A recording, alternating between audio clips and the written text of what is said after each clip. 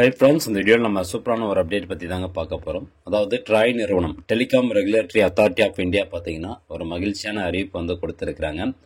Daily நம்மளுக்கு குறைஞ்சது ஒரு 5-10 ஸ்பேம் காலாவது வந்துடுது இல்லையா? ஸோ அந்த ஸ்பேம் காலை வந்து தடுக்கும் விதமாக அல்லது கஸ்டமர்ஸ் வந்து முன்னாடியே அந்த ஸ்பேம் காலை தெரிஞ்சுக்கணும் அப்படிங்கிற விதமாக ஒரு சூப்பரான அப்டேட் கொண்டு வந்திருக்காங்க. அது மட்டும் இல்லாமல் இப்போ ஒரு புது சிம் கார்டு நீங்கள் வாங்க போகிறீங்க அப்படின்னா அதுக்கான ஒரு புது ரூல்ஸ் கூடிய விரைவில் அமலுக்கு வரப்போகுது. அது என்ன அப்படிங்கிற தகவல் எல்லாமே இந்த வீடியோவில் வந்து பார்க்க போகிறோம். ஸோ வித் ப்ரூஃபோட தான் எல்லாமே பார்க்க போகிறோம். அதாவது இந்த ப்ரெஸ் ரிலீஸ் வந்து பார்த்தீங்கன்னா February 12 வெளியிட்டிருக்காங்க. Telecom regulatory authority of India தான் வந்து வெளியிட்டிருக்காங்க.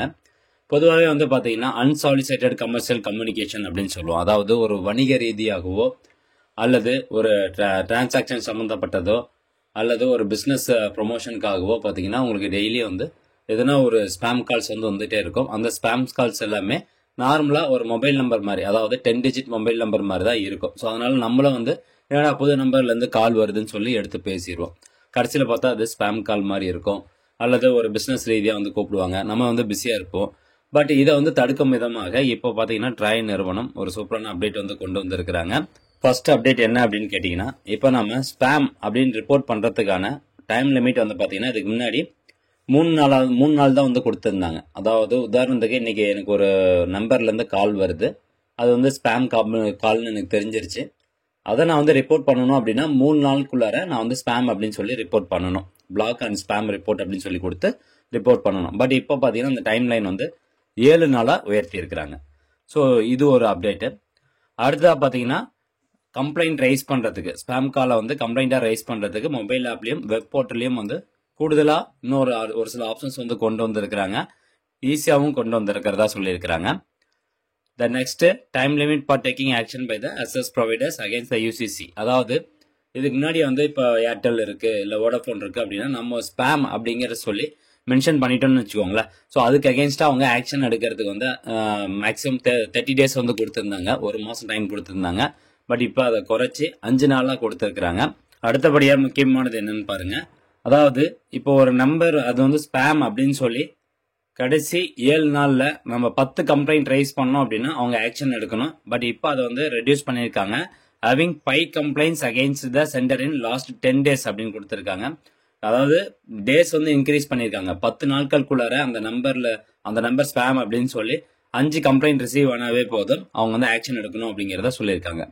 அண்ட் மூணாவதா கஸ்டமர்ஸ் வந்து ஒரு எஸ்எம்எஸ் வருது அப்படின்னா அந்த எஸ்எம்எஸ் எது ரிலேட்டடாக வருது அப்படிங்கிறத எஸ்எம்எஸ்னுடைய ஹெட்டர்லேயே நீங்கள் மென்ஷன் பண்ணணும் அப்படின்னு சொல்லி டெலிகாம் நிறுவனத்துக்கு வந்து சொல்லியிருக்கிறாங்க. அதாவது ஹெட்டர் எப்படி இருக்குன்னா PSTG, இதில் எதுனா ஒரு நம்ம லெட்டர் வந்து அந்த ஹெட்டரில் மென்ஷன் பண்ணியிருக்குன்னு சொல்லியிருக்காங்க. Pனா ப்ரொமோஷனல் எஸ்எம்எஸ், எஸ்னா சர்வீஸ் எஸ்எம்எஸ், Tனா டிரான்சாக்ஷன் சம்மந்தமான ஒரு எஸ்எம்எஸ், அண்ட் ஜின்னு வருது எல்லாமே கவர்மெண்ட் எஸ்எம்எஸ் அப்படின்னு சொல்லி அந்த மெசேஜ்லேயே வந்து மென்ஷன் பண்ணணும். ஸோ அப்போ வந்து கஸ்டமர்ஸ் என்ன பண்ணுவாங்க, எது முக்கியமான எஸ்எம்எஸோ அதை மட்டும் பார்த்துட்டு அவங்க ஓப்பன் பண்ணிக்குவாங்க, நம்பரில் வரக்கூடாது அப்படிங்கிறது தான் முக்கியமாக சொல்லப்பட்டிருக்குது. அடுத்தபடியாக ஃபோன் காலுக்கும் பார்த்தீங்கன்னா ஒரு லிமிட் கொண்டு இருக்காங்க. அதாவது 140 சீரீஸ் அப்படிங்கிறது வந்து ப்ரொமோஷனல் காலுக்கு யூஸ் பண்ணணும். ஏற்கனவே பார்த்தீங்கன்னா 140 நம்பர் ஸ்டார்ட் ஆகி வரது எல்லாமே ப்ரொமோஷனல் கால்ஸ்க்கு வந்து யூஸ் பண்ணணும். அதே மாதிரி newly allocated 1600 series is designated for transactional and service calls அப்படின்னு சொல்லியிருக்கிறாங்க. இப்போ ப்ரொமோஷன் சம்மந்தப்பட்ட ஒரு ஃபோன் அழைப்பு வருதுன்னா அது வந்து 140 நம்பரில் ஆரம்பிக்கணும், 10 டிஜிட் நம்பராக இருக்கக்கூடாது. அதே மாதிரி இப்போ புதுசாக 1600 சீரீஸ் வந்து கொண்டு வந்திருக்காங்க. அது எதுக்குன்னா டிரான்சாக்ஷனல் அண்ட் சர்வீஸ் கால்ஸ்க்கு வந்து சொல்லியிருக்காங்க. இது எதுக்குன்னா காலர் லைன் ஐடென்டிஃபிகேஷனுக்காக கொண்டு வந்திருக்கிறாங்க. அதாவது கஸ்டமர்ஸ் இந்த ஒரு ஃபோன் ஒரு புதுசாக ஒரு நம்பர்லேருந்து கால் வருதுன்னா இது எது சம்மந்தமாக வருது அப்படிங்கிறத ஈஸியாக தெரிஞ்சுக்கும் விதமாக இந்த 140 சீரீஸும் 1600 சீரீஸும் கொண்டு வந்திருக்காங்க.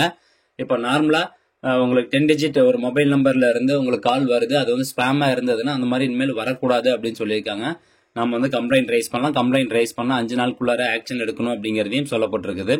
இந்த விதிமுறைகள் ஏதாவது மீறும் பட்சத்தில் ட்ராய் நிறுவனம், அதாவது ஏர்டெல் நிறுவனமோ வோடாஃபோனோ ஜியோவோ ஏதாவது மீறும் பட்சத்தில் ட்ராய் பார்த்தீங்கன்னா அவங்களுக்கு அபராதம் விதிக்கிறாங்க. 2 லட்ச ரூபா 10 லட்ச ரூபா அந்த மாதிரி அபராதம் வந்து விதிக்கப்படுது. ஸோ அதனால் இனிமேல் பார்த்தீங்கன்னா நம்மளுக்கு இந்த மாதிரி ஸ்பேம்ஸ் கால்ஸ் வரதெல்லாம் நம்ம தவிர்க்கிறதுக்கான ஒரு ஆப்பர்ச்சுனிட்டி அது வந்து கொண்டு வந்திருக்காங்க. 140 சீரீஸ் அல்லது 1600 சீரீஸில் வரது எல்லாமே ஒரு ப்ரொமோஷனல் கால்ஸாக இருக்கலாம் அல்லது சர்வீஸ் கால்ஸாக இருக்கலாம். மற்றபடி வந்து நார்மல் 10 டிஜிட் மொபைல் நம்பரில் உங்களுக்கு கால் வருது அப்படின்னா அதை நீங்கள் பிளாக் பண்ணிட்டு கம்ப்ளைண்ட் வந்து ரைஸ் பண்ணலாம். ஸ்பேம் சொல்லி கம்ப்ளைண்ட் ரைஸ் பண்ணலாம். அதே மாதிரி எஸ்எம்எஸ்ல பார்த்தீங்கன்னா 4 கேட்டகரி வந்து சொல்லியிருந்தாங்க. பிஎஸ்டிஜி அப்படின்னு ஹெட்டர் டெக்ஸ்ட்லேயே வந்து மென்ஷன் பண்ணணும் அப்படின்னு சொல்லியிருக்காங்க. அண்ட் முக்கியமாக புது சிம் கார்டு வாங்குறதுக்கு ஒரு ரூல்ஸ் வந்து கொண்டு வந்திருக்கிறாங்க. அது கூடிய விரைவில் வந்து அமல்படுத்த போகிறாங்க. என்ன சொல்லியிருக்காங்க அப்படின்னா, இன்கேஸ் நீங்கள் புதுசாக ஒரு சிம் கார்டு அப்ளை பண்ணி வாங்க போகிறீங்க அப்படின்னா உங்களுடைய ஆதார் கார்டை வெரிஃபிகேஷன் பண்ணிட்டு தான் வாங்கணும் கொடுக்கணும் அப்படிங்கிறத சொல்லப்பட்டிருக்குது.